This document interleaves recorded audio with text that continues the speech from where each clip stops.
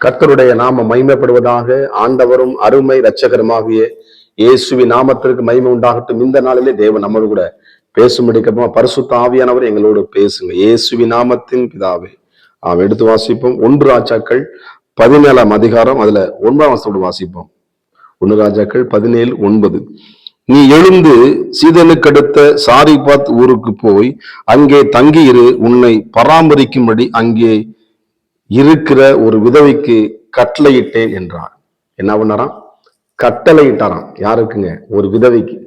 தேவனுடைய மனுஷனாகிய தீர்க்கதரிசி ஸ்தோத்திரம். அவன் பாருங்க, ஆனசாரு ஒருவேளை அந்த கிராமத்துல இருக்கும். ஆனா அந்த விதவை வீட்டுல போய் என்ன பண்ணு? ஆமா, நீ தங்கியிரு. கர்த்தருக்கு சொந்த வந்தனை போட்டு பாருங்க, அங்கே என்ன பண்ணு? தங்கியிரு. சில இடத்துல ஆண்டவர் தங்கியிருக்க சொல்லுவார். இல்லை நான் தங்க மாட்டேன் அப்படி வேணும். இல்லை நம்ம தங்கி இருக்கணும். கர்த்தர் சொன்ன இடத்துல இருந்தா தான் நம்மளுக்கு ஆசீர்வாதம். நம்மளுக்கு இருக்கிற இடத்துல போனாலும் பிரச்சனை. நம்மளுக்கு இஷ்டம் போக போகக்கூடாது. உன் நினைவுகள் அல்ல, உன் வழிகளும் என் வழிகளும் அல்ல.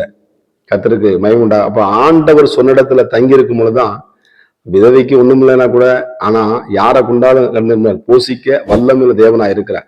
கர்த்தர் சொன்னாதான் அந்த இடத்துல ஒரு அது வனாந்தரமா இருந்தாலும் சரி, அது எப்படி பண்ணது? கர்த்தர் வனாந்தரத்தையும் செழிப்பாக மாற்ற அவரால் முடியும். சோத்திரம். கர்த்தருக்கு மகிமை. அப்ப தங்கி இருக்கிற இடம் ரொம்ப முக்கியமான இடம். தேவனுடைய சமூகத்துல நம்ம தங்கி இருக்கணும். ஜெபத்துல தங்கி இருக்கணும். வேதவாசத்துல தங்கி இருக்கணும். பரிசுத்தத்துல தங்கி இருக்கணும். நீதியில தங்கி இருக்கணும். கர்த்தருக்கு மகிமை உண்டாகும். இந்த எலியா தேவனுடைய மனுஷன், பாடுள்ள மனுஷன் தான். ஒருவேளை நீங்க பாடுபடலாம், ஆனா தேவனுக்காக நீங்க வைராக்கியம் உடையவர்களா இருக்கும் பொழுது ஆண்டவரை நீங்க தரிசிப்பதனால கர்த்தர் உங்களுக்கு தங்கக்கூடிய இடத்தை, ஒருவேளை அப்படி தங்கிறதுக்கு இடமே இல்லைன்னு நிச்சயம் ஒரு இடத்தை உங்களுக்கு தருவார். நீங்க தங்கி இருப்பீங்க. ஒருவேளை வீடு வாடகை இருக்க என்ன பண்ணுன்னு தெரியல, நிச்சயமா வீடை வாங்கி அங்க தங்கி வீடு கட்டி குடியிருக்கும்படி தேவனாகிய கர்த்தர் கிருபை செய்வார். அப்ப ஆண்டவர் என்ன பண்ணுவாரு? தங்குறதுக்கு இடம் கொடுத்தா அங்க இடணும். அப்ப தங்கணும். தங்கும் பொழுதுதான் அங்கே ஆசீர்வாதம் நம்மளுக்கு உண்டாகும். கர்த்தருக்கு மகிமை உண்டாவதாக. என்ன சொல்லுது பாருங்க, உன்னை பராமரிக்கும்படி நான் என்ன பண்றேன். அப்ப நம்ம பராமரிக்க ஒரு ஆளை ரெடி பண்ணுவார். எவ்வளவு நல்ல தேவன் பாருங்க. நம்மளை பராமரிக்கிறதுக்கு எவ்வளவு சர்வவல்லமையுள்ள தேவன் பாருங்க. நம்மளை பராமரிக்கிறதுக்கு ஒரு ஆளுக்கு என்ன பண்ணுவார்? ஆமா, எனக்கு அருமையான தேவ பிள்ளைகளே, ஆண்டவருக்கு பாருங்க இந்த இடத்துல காக்கையை கொண்டு என்ன பண்றாரு? இந்த எலியாவுக்கு பராமரிக்கும்படி செய்கிறார். மனசு சில பேர் உதவி மறந்துனா, ஆனா காக்கையில கொண்டு சில பேர் காக்கையே வரல.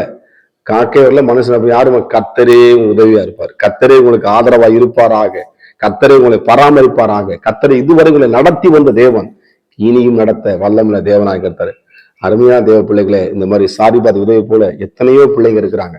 தேவனுடைய சோதர காரியத்துல ஈடுபடுகிறவர்கள், தேவனுக்காக அவங்க செலவு பண்றவங்க, தேவனுக்காக முன்மாறியாக பின்மாறி மலையை வர்ஷிக்கப்படுகிற சர்வல்லமுள்ள தேவனாக்காக காத்திருக்கிற எத்தனை விதவைகளை, உத்தம விதவைகளை நாம் பார்க்கிறோம். கர்த்தருக்கு மகிமை. அப்படிப்பட்ட நபர்களை இந்த பூமியில தேவன் வைத்திருக்கிறார். தேவ ராஜ்யத்திற்கு தேவனுடைய மனுஷனை பராமரிக்கும்படி உங்களை பராமரிப்பதற்கு நிச்சயமாக ஆட்களை தேவன் எழுப்புவார். சோத்திரம். யாருக்கு கர்த்தர் நிச்சயமா ஏற்படுத்தியிருப்பார். இங்க எலியாவுக்கு ஒரு சார்புதவி விட்டு ஏற்படுத்துவார்னா, உங்களுக்கும் பரிசுத்த ஆவியானவர் ஒரு நபரை உங்களுக்கு ஏற்படுத்தி வைத்திருப்பார். கர்த்தருக்கு மகிமை உண்டாவது. ஆபிரகாமுக்கு எலேசரை கர்த்தர் உருவாக்கி சரியான நேர்வழி நடத்தின ஆண்டவர் உங்களையும் நேர்வழியை நடத்த அவர் வல்லமையுள்ள தேவனாக இருக்கிறார். எனக்கு அருமையான தேவ பிள்ளைகள் இந்த இடத்துல எழுதப்பட்டிருக்கிறது. அந்த விதவைக்கு நம்ம கட்டளையிட்டேன் என்று. அப்ப தேவன் காற்றுக்கும் கடலுக்கும் கட்டளை கொடுக்கிற தேவன், மனிதனுக்கும் கட்டளை கொடுக்கிற தேவன். கர்த்தருக்கு மீனுக்கு தேவன் கட்டளை கொடுக்கிறார். பேதுரு வலைக்குள்ள வந்து மாட்டிக்கிறது. அதே மாதிரி உங்க வலையில ஆசீர்வாதத்தை மாற்றும்படி தேவன் சில கட்டளை கொடுப்பார். உங்களை தேவன் போஷிப்பார். எப்படி நடக்கணுமோ ஆண்டவர் நடத்துவார். இதுவரை நடத்தின ஆண்டவர் இனி செழிப்பா நடத்துவார். இதுவரை மாதிரி இல்ல. இனி வாழ்க்கை என்ன பண்ணும்? சோத்திரம். ஒரு பெருக்கத்தை நோக்கி, ஒரு ஆசீர்வாதத்தை நோக்கி, ஒரு லக்கை நோக்கி தொடர போறீங்க. இது வரைக்கும் லக்கு இல்லாம வாழ்ந்துட்டீங்க. இனிமேல பரிசுத்த ஆவியானவர் உங்களை சரியாக டீல் பண்ணி, உங்களை சரியான வழி நடத்தி, உங்களை பலப்படுத்தி, உங்களை பராமரிப்பதற்கு, உங்களை தங்கியிருக்கிற இடத்தை ஒரு சரியா பராமரிப்பது, எல்லாவற்றையும் கொடுத்து உங்களை வழிநடத்த, உங்களை நீ அவருக்கு முக்கியம். நீ அருமையா தேவை. நீங்க அவருக்கு முக்கியமானவர்கள். கர்த்தருக்கு உங்களை அப்படியே விட்டு விட மாட்டார். உங்களை தேவன் பராமரிக்கிறதுக்கும் தங்குறதுக்கும் எல்லாவற்றையும் கொடுத்து வைத்திருக்க தேவன் நிச்சயமாக வழி நடத்துவார். இந்த எலியாவை போஷித்த தேவனாகிய கர்த்தர், இந்த சாரிபாத் உதவி வீட்டுல அற்புதங்களை செய்த கர்த்தர் உங்களுடைய வாழ்க்கையிலையும் அற்புதங்களை செய்வார். பஞ்ச காலத்திலையும் எண்ணெய் மாவும் குறையில்லாமல் நிறைந்திருக்கும் உங்கள் களஞ்சியத்தை நிச்சயமாக தேவன் நிரப்புவார். அந்த எலியாவுக்கு அந்த அசாரிபதை உதவி செய்தார். கர்த்தருக்கு ஸ்தோத்திரம். நாமளும் அப்படி செய்வோம். நிச்சயமாக கர்த்தர் நம்மளையும் ஆசீர்வதித்து பலப்படுத்துவாராக. ஜெபம் பண்ணுவோமா? பரிசுத்தம் கிருபை நிறைந்த நல்ல தகப்பனே, ஆண்டவரே, தங்கி இருக்க சொன்ன இடத்துல நாங்கள் தங்கி இருக்கணும். ஆண்டவரே, எங்களுக்கு கட்டளை கொடுத்திருக்கிறீங்க.